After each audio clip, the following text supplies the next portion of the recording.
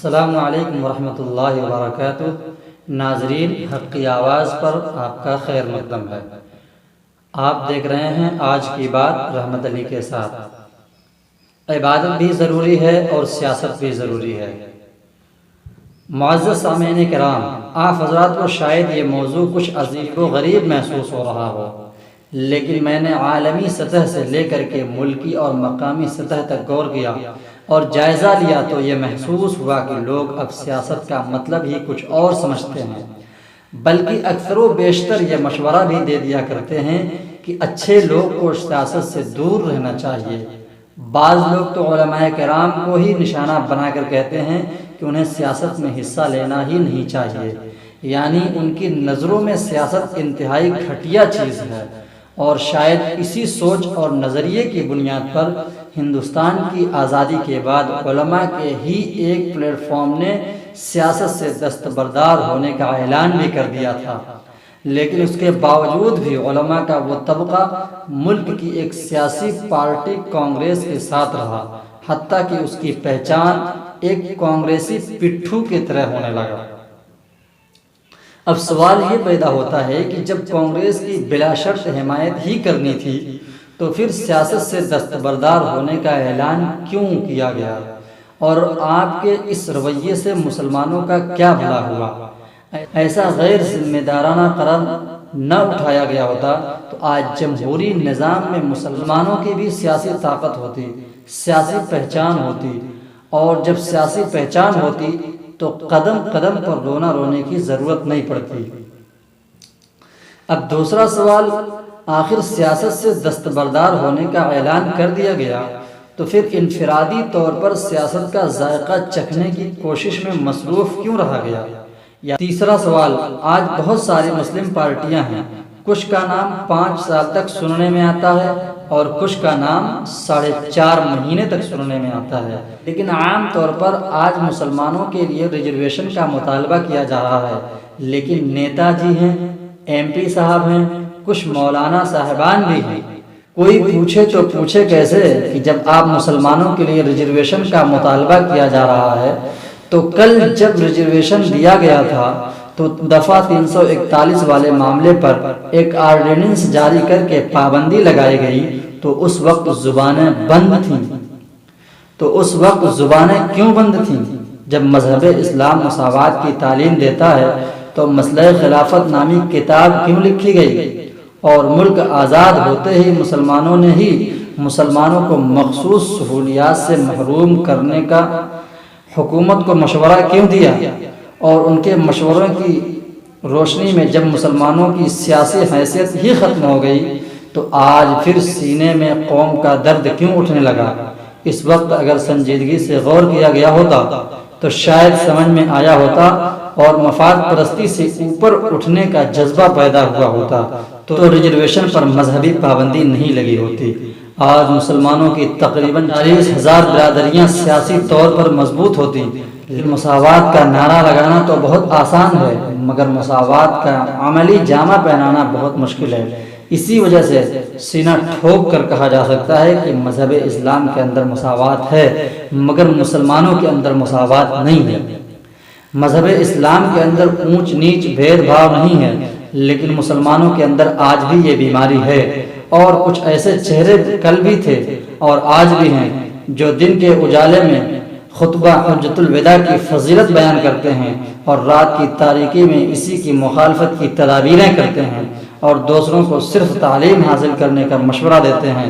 یقیناً تعلیم بہت بڑی چیز ہے، تعلیم ایک محفوظ سرمایہ ہے، لیکن تعلیم کے ساتھ ساتھ تربیت بھی ضروری ہے، ورنہ صرف تعلیم حاصل کرنے کے ساتھ اور تربیت سے کوسوں دور رہنے سے تعلیم حاصل کرنے کا کوئی مقصد نہیں، کیونکہ جتنے لوگ گمراہ ہوئے ہیں ان میں اکثر تعلیم یافتہ تھے۔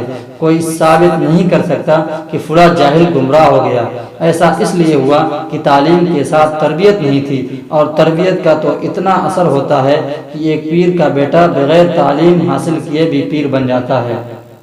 آئیے اب عبادت اور سیاست دونوں پر غور کیا جائے تاکہ معلوم ہو کہ عبادت اور سیاست دونوں میں کتنا گہرا تعلق ہے، اور جو لوگ دونوں کو الگ رکھ کر عبادت سے رشتہ جوڑنے اور سیاست سے رشتہ توڑنے کا مشورہ دیتے ہیں وہ کتنے مفاد پرست ہیں۔ یہ اچھی طرح یاد رکھنا چاہیے کہ دنیا کا نظام چلانے کے لیے حکمت عملی تیار کی جاتی ہے، اور اسی حکمت عملی کا نام سیاست ہے۔ قوم کی روشن مستقبل کے لیے لائحہ عمل تیار کیا جاتا ہے اور اسی کا نام سیاست ہے۔ عوام کو بہتر سہولیات فراہم کرانے کے لیے جو فیصلہ لیا جاتا ہے اسی کا نام سیاست ہے، اور اس سیاست سے انصاف کا ماحول قائم ہو اور انسانیت کو فروغ حاصل ہو اور دامن داغدار نہ ہو تو وہی سیاست عبادت ہے۔ یعنی عبادت بھلے ہی سیاست میں تبدیل نہ ہو لیکن سیاست ضرور عبادت میں تبدیل ہو جاتی ہے۔ اٹھائیے اورنگزیب عالمگیر رحمۃ اللہ علیہ کا واقعہ۔ جب پنڈت رام لال کے بیٹی شکنتلا سے ابراہیم کوتوال نے زبردستی شادی رچانی چاہی اور اپنے اختیارات کا ناجائز استعمال کرنے لگا تو شکنتلا اورنگزیب عالمگیر رحمۃ اللہ علیہ کی خدمت میں پہنچتی ہے۔ بادشاہ جمعے کی نماز پڑھنے کے بعد مسجد سے باہر نکلتے ہیں، تمام فریادیوں کی طرح وہ بھی دروازے پر کھڑی ہے۔ بادشاہ سب کی عرضی اپنے ہاتھوں سے لے رہے ہیں، یہ سیاست ہے۔ لیکن جب لڑکی کا نمبر آیا تو بادشاہ نے ہاتھ میں ایک کپڑا لیا اور ہاتھوں میں کپڑا لپیٹ کر شکنتلا کے ہاتھ سے عرضی لی۔ جب شکنتلا نے کہا مہاراج آخر ایسا کیوں، تو بادشاہ نے کہا کہ مذہب اسلام کسی دوسرے کی بہن بیٹی کو اپنی بہن بیٹی کی طرح سمجھنے کی تعلیم دیتا ہے، کسی بھی نامحرم کو ہاتھ لگانے کی اجازت نہیں دیتا، اسی وجہ سے میں نے ایسا کیا، یہ عبادت ہے۔ شکنتلا کو گھر جانے اور شادی کی تیاری کرنے کا حکم دیا، یہ سیاست ہے۔ پھر عین موقع پر آ کر انصاف کرنا اور ابراہیم کوتوال کو اس کے کیے کی سزا دینا، یہ عبادت ہے۔ حضرت علی رضی اللہ تعالی عنہ نے یہودی سے کشتی لڑی، کبھی وہ پٹکتا تو کبھی حضرت علی رضی اللہ تعالی عنہ یہودی کو پٹکتے، یہ سیاست ہے۔ جب حضرت علی رضی اللہ تعالی عنہ یہودی کو پٹک کر اس کے سینے پر سوار ہو کر گلا دبانے لگے تو یہاں تک سیاست ہے، مگر جب یہودی نے حضرت علی رضی اللہ تعالی عنہ کے چہرے پر تھوک دیا تو حضرت علی کو اور غصہ آیا، یہ بھی سیاست ہے۔ لیکن جب بہت زیادہ غصہ آیا تو اس کا گلا چھوڑ دیا اور اس کے سینے سے اتر گئے اور کہا میری نظروں سے دور ہو جا، کیونکہ میں اپنی طاقت دکھانے کے لیے نہیں بلکہ اسلام کے ایک دشمن کو ختم کرنے کے لیے لڑ رہا تھا، اور تو نے میرے چہرے پر تھوک دیا تو مجھے غصہ آیا اور میں نے تجھے اس لیے چھوڑ دیا کہ کہیں میرا رب یہ نہ کہے کہ اے علی تو نے چہرے پر تھوکنے کی وجہ سے اسے مارا، اتنا خدا کا خوف یہ عبادت ہے۔ حضرت عمر رضی اللہ تعالی عنہ بیت المال سے عطر تقسیم کر رہے ہیں، سب کو ایک ایک تولہ دے رہے ہیں، یہ سیاست ہے۔ جب خود لینے کا نمبر آیا تو ایک تولہ سے تھوڑا کم لے رہے ہیں۔ صحابہ کرام نے کہا کہ امیر المومنین آپ کا حق بھی برابر ہے، آپ کیوں کم لے رہے ہیں؟ تو حضرت عمر رضی اللہ عنہ نے کہا کہ میں نے اپنے ہاتھوں سے عطر تقسیم کیا ہے، میرے ہاتھوں میں کچھ عطر لگا ہے، میں بھی ایک تولہ پورا لے لوں تو ہاتھوں میں لگا ہوا عطر مل کر کہیں ایک تولہ سے زیادہ نہ ہو جائے، اس وجہ سے تھوڑا کم لیا تاکہ کل ملا کر برابر ہو جائے، یہ عبادت ہے۔ حضرت حسین رضی اللہ تعالیٰ عنہ کربلا کے ماحول کا پتہ لگانے کے لیے امام مسلم بن عقیل کو بھیجا، یہ سیاست ہے۔ جب خود چلے تو راستے میں لشکر ان کو روکنے کے لیے سامنے آیا، دونوں میں جو گفتگو ہوئی وہ سیاست ہے، مگر اس دوران وہ لشکر پیاسا تھا تو حضرت علی رضی اللہ تعالیٰ عنہ نے اس لشکر کی پیاس کو بجھائی، یہ عبادت ہے۔ یزید نے کہا کہ ہمارے ہاتھوں میں اپنا ہاتھ دو تو امام حسین رضی اللہ تعالیٰ عنہ نے کہا کہ یہ ہرگز نہیں ہو سکتا، یہ سیاست ہے۔ یزید نے کہا ہاتھ نہیں دیں گے تو سر کاٹ دیا جائے گا، تو حضرت حسین رضی اللہ تعالیٰ عنہ نے کہا کہ نظام شریعت کو باقی رکھنے کے لیے ہاتھ نہ دے کر سر کٹایا جا سکتا ہے، یہ عبادت ہے۔ خود نبی کریم صلی اللہ علیہ وسلم نے جنگ خندق کھودی، پیٹ پر پتھر باندھا، تمام ممالک کے حکمرانوں کے نام اسلام کی دعوت قبول کرنے کا پیغام بھیجا، جنگوں میں صفوں کو ترتیب دیا اور خوب جائزہ لیا۔ یہ تمام پاکیزہ اور مقدس ترین کام سیاست بھی ہے اور عبادت بھی ہے۔ جنگوں کے دوران جب نماز کا وقت ہو جاتا تو آدھے لوگ نماز ادا کرتے اور آدھے لوگ کھڑے ہو کر حفاظت کرتے۔ دیکھو ساتھ ساتھ سیاست بھی ہو رہی ہے اور عبادت بھی ہو رہی ہے، یہاں تک کہ نبی کریم صلی اللہ علیہ وسلم کے ہی زمانے میں جب ایک کافر گورنر جو مدینہ منورہ میں نبی کریم صلی اللہ علیہ وسلم کے قتل کے ارادے سے گھومتے ہوئے پکڑا گیا تو اسے صحابہ کرام نے مسجد نبوی کے ستونوں میں باندھ دیا۔ جب رسول کائنات صلی اللہ علیہ وسلم تشریف لائے تو پوچھا بتا تیرے ساتھ کیا سلوک کیا جائے؟ تو وہ گورنر ثمامہ بن اوشال نے کہا کہ جو کرنا ہو کرو، قتل کرنا چاہو تو قتل کر دو اور چھوڑنا چاہو تو چھوڑ دو۔ پھر نبی کریم صلی اللہ علیہ وسلم نے پوچھا تو اس کا یہی جملہ تھا، 3 بار پوچھا، تینوں مرتبہ اس نے یہی جواب دیا کہ اگر چھوڑنا چاہو تو چھوڑ دو اور اگر قتل کرنا چاہتے ہو تو قتل کر دو اور اگر چھوڑ دیتے ہو تو تمہارا احسان ہے۔ نبی پاک صلی اللہ علیہ وسلم نے فرمایا کہ ایک مرتبہ میری طرف دیکھ لے تجھے چھوڑ دیا جائے گا۔ تو اس نے جو جواب دیا سن کر جہاں اصحابہ کرام غصے میں آ گئے، وہیں عمر فاروق رضی اللہ تعالیٰ عنہ نے تلوار نکال لی، لیکن رسول پاک صلی اللہ علیہ وسلم نے انہیں تلوار میان میں رکھنے کو کہا۔ پھر نبی کریم صلی اللہ علیہ وسلم نے فرمایا کہ اچھا ایک نظر میرے شہر مدینہ منورہ پر تو نظر دوڑا کر دیکھ لے، تجھے یہ بستی کیسی لگتی ہے، تجھے چھوڑ دیا جائے گا۔ تو اس نے شہر مدینہ کی برائی بیان کرنا شروع کر دی۔ نبی پاک صلی اللہ علیہ وسلم کی آنکھوں میں آنسو آ گئے۔ پھر فرمایا صحابہ کرام سے اسے چھوڑ دیا جائے۔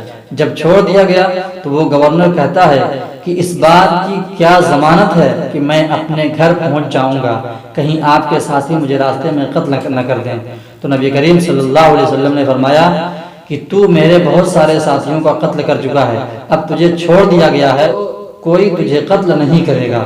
پھر حضرت عمر رضی اللہ تعالیٰ عنہ کو حکم دیا کہ اسے چھوڑ آؤ۔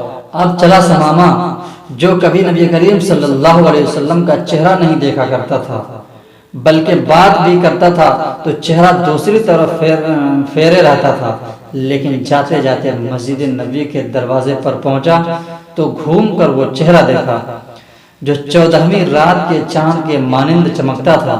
جب دیکھا تو دل کی دنیا میں انقلاب برپا ہونا شروع ہو گیا۔ زبردستی جانا چاہا لیکن بیچ راستے سے ہی تیزی کے ساتھ واپس آ کر مسجد نبوی کے دروازے پر کھڑا ہو گیا۔ محسن انسانیت نے پوچھا کہ جب تجھے آزاد کر دیا گیا تو واپس کیوں آیا؟ اب اس کا جواب یہ ہے کہ تو پہلے آزاد تھا، آپ کو گالیاں دیا کرتا تھا، لیکن اب میں آزاد نہیں ہوں، مجھے جلدی سے کلمہ پڑھائیے اور دائرہ اسلام میں داخل فرمائیے۔ بتاؤ اس پورے معاملے میں عبادت اور سیاست دونوں ہے کہ نہیں ہے؟ جب صلح حدیبیہ کا موقع آیا تو شرائط لکھے جاتے وقت محمد رسول اللہ لکھا گیا۔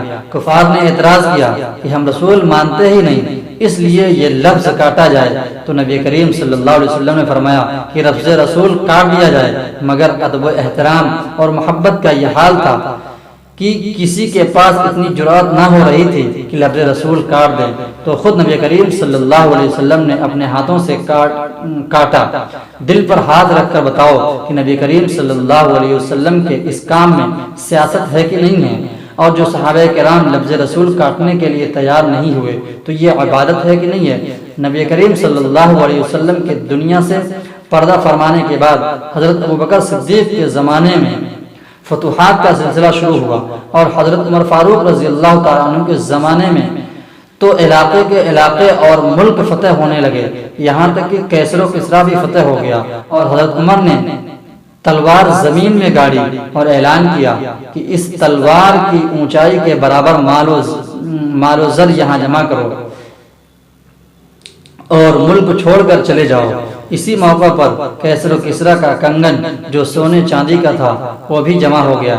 بتاؤ جو فتوحات حاصل ہوئے اور مذہب اسلام کا جھنڈا بلند ہوا، نصف دنیا پر عمر نے اسلامی پرچم لہرایا، یہ عبادت ہے کہ نہیں ہے؟ اور جو مال و زر جمع کرنے کا اعلان کیا وہ سیاست ہے کہ نہیں ہے؟ معلوم یہ ہوا کہ اسلام اور پیغمبر اسلام صلی اللہ علیہ وسلم نے عبادت، سیاست، قیادت، خلافت ہر چیز کی تعلیم دی ہے۔ اب کوئی سیاست کا ترجمہ ہی غلط کرنے لگے اور سیاست کو ہی غلط ٹھہرانے لگے تو اس کا کوئی علاج نہیں ہے۔ جس طرح سے آج بہت سے لوگ جعلسازی کو چالاکی اور ہوشیاری اور قابلیت سے تعبیر کرتے ہیں، اسی طرح آج بہت سے لوگ سیاست کو مکر و فریب کا نام دے رہے ہیں، جبکہ سیاست ملک کے تئیں حکمت عملی مرتب کرنے کا نام ہے، آئین کی بالادستی قائم رکھنے کا نام ہے، عدل و انصاف کا جھنڈا لہرانے کا نام ہے، عوام کا اعتماد حاصل کرنے اور عوام کی امیدوں پر کھرا اترنے کا نام ہے۔ نبی کریم صلی اللہ علیہ وسلم کے بتائے ہوئے اصولوں پر ابو بکر و عمر، عثمان و حیدر، نبی کریم صلی اللہ علیہ وسلم نے سیاست کی ہے، حکومت کی ہے، خلافت کی ہے اور ایسی عظیم الشان مثال قائم کی ہے کہ تاریخ کو بھی ناز ہے۔ عمر بن عبدالعزیز نے بھی حکومت کی ہے، خلیفہ ہارون رشید نے بھی حکومت کی ہے، نور الدین زنگی نے بھی حکومت کی ہے، صلاح الدین ایوبی نے بھی حکومت کی ہے، اور حکومت بغیر سیاست کے نہیں ہوتی۔